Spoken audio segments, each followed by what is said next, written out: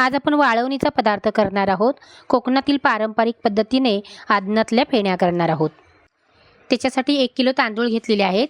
हे तांदूळ मी 2 दिवस भिजत घातलेले आहेत। रोज याच्यातलं पाणी आहे ना ते आपल्याला काढून टाकायचं आहे। आज दुसरा दिवस आहे, त्यातलं पाणी काढायचं आणि ह्याला चांगले तांदूळ व्यवस्थित असे गाळून घ्यायचे आणि त्यांना आपल्याला सुकवून घ्यायचे आहेत। तांदूळ सुकल्याच्या नंतर दळून आणलेले हे पीठ आहे। फेण्यांसाठी पीठ आहे ना ते जाडसर काढायचं, बारीक काढायचं नाहीये।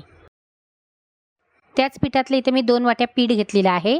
त्याच्यामध्ये चवीप्रमाणे मीठ घालायचं। मीठ जरा कमीच घालायचं, कारण वाळवणीचे पदार्थ आहेत ना सुकल्याच्या नंतर खारट होतात। 1 चमचा जिरं घालायचं आणि ह्याला आपल्याला सरसरीत असं भिजवून घ्यायचं आहे। पिठामध्ये कुठेही गुठली राहिली नाही पाहिजे आणि पीठ जास्त पातळही नाही आणि जास्त घट्टही नाही, असं सरसरीत भिजवून घ्यायचं आहे।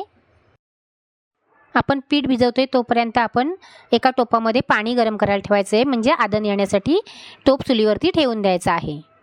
फेण्या बनवण्यासाठी कमीत कमी 2 ते 3 ताटं घ्यायची आहेत। ताट चांगलं स्वच्छ पुसून घ्यायचं आणि त्यातलंच 1-1 चमचा पीठ ताटावरती घालायचं आणि हे ताट आहे ना हे असं गोल फिरवायचं, म्हणजे त्याला गोल आकार येतो। आणि पाण्याला चांगली उकळी आली ना की मग हे ताट ठेवायचं आहे। जे आपण पहिले घातलेलं आहे ना ते पाण्यामध्ये टाकायचं आणि प्रत्येक वेळेला ताट पुसूनच त्याच्यावरती आपल्याला फेण्या घालायच्या आहेत।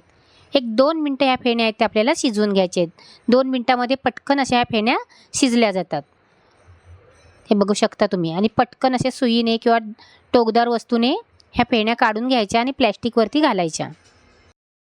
झटपट ह्या फेण्या तयार होतात। तुम्ही ह्या गॅसवर पण करू शकता।